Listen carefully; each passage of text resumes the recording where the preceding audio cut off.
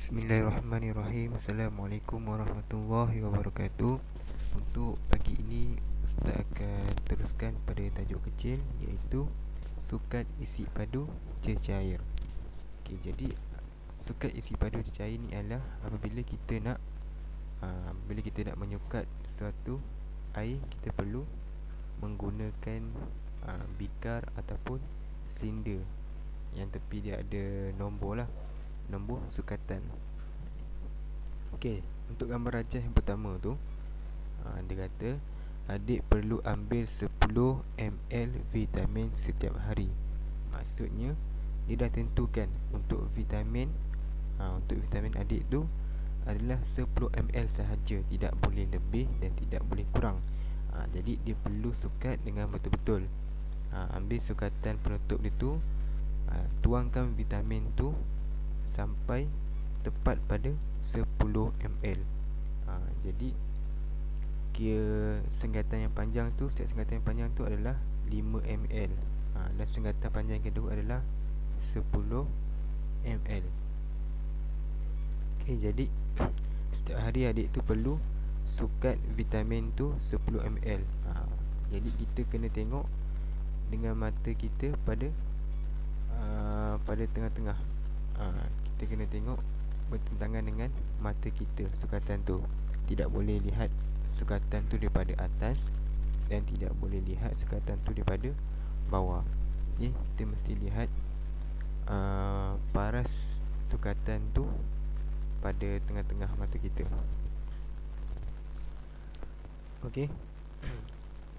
Contoh gambar rajah yang kedua tu, yang ni yang Ustaz cakap tadi. Bila dia dah sukat, kita mesti tengok pada paras mata kita. Kamu boleh tengok contoh tu antara mata dia dengan bekas silinder tu, dengan bekas kita nak sukat air tu. Jadi dia tengok betul-betul paras mata dia, untuk mendapat bacaan yang tepat. Kalau kita tengok pada sudut atas, kita tak boleh dapat bacaan yang tepat. Untuk budak perempuan tu, dia isi apa tu? Isi padu air 500 ml. Jadi dia isi air tu sebanyak 500 ml dalam bikar tu. Yang lelaki tu dia isi apa tu? Isi padu cecair pada aras mata, isi padu susu. Yang lelaki tu dia isi susu sebanyak 200 ml. Jadi dia isi sehingga tepat 200 ml. Yang perempuan tadi tu dia isi air tu tepat sehingga 500 ml. Pastikan betul-betul dekat senggatan 500 ml. Dan contoh yang ketiga, dia sukat 1 liter cecair. Jadi kalau kamu tengok dalam bekas tu, dalam sukatan jak tu, dekat situ 1000 ml. Jadi 1000 ml ditukarkan kepada 1 liter. Jadi untuk penukaran liter ke mililiter ni adalah untuk penukaran ni adalah darab dengan 1000. Untuk liter nak pergi ke mililiter, kita nak tukar, kita perlu darab dengan 1000. Apabila mililiter kita nak tukarkan kepada liter, kita mesti bahagikan dengan 1000. Ustaz ulang. Kalau liter nak pergi ke mililiter, kamu perlu darab dengan 1000.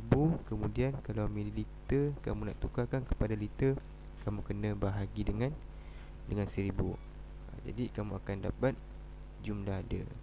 Contoh dalam gambar rajah 3 tadi tu, untuk yang bekas jak tu 1000 mililiter.